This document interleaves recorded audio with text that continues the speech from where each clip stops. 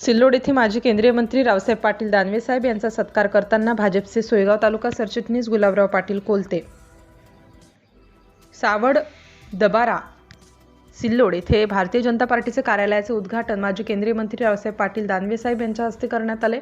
माजी केंद्रीय मंत्री रावसाहेब पाटील दानवे साहेब सिल्लोड येथे आले असता त्यांची भेट घेऊन भाजपचे सोयगाव तालुका सरचिटणीस गुलाबराव पाटील कोलते यांनी त्यांचा सत्कार केला।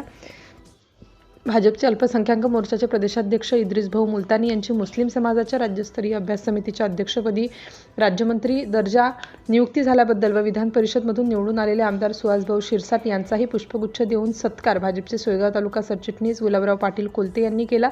यावेळी भारतीय जनता पार्टीचे प्रदेश सरचिटणीस सुरेशभाऊ बनकर, जिल्हा सरचिटणीस ज्ञानेश्वरभाऊ मोठे, तालुका अध्यक्ष संजय पाटील, पंचायत समिती सदस्य राहुल राठोड, जिल्हा चिटणीस सुनील गावंडे, जयप्रकाश चव्हाण आदी उपस्थित होते।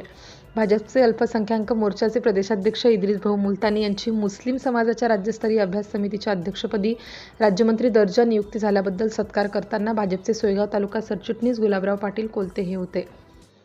सिटी इंडिया न्यूजसाठी सोयगाव प्रतिनिधी संतोष गर्दे।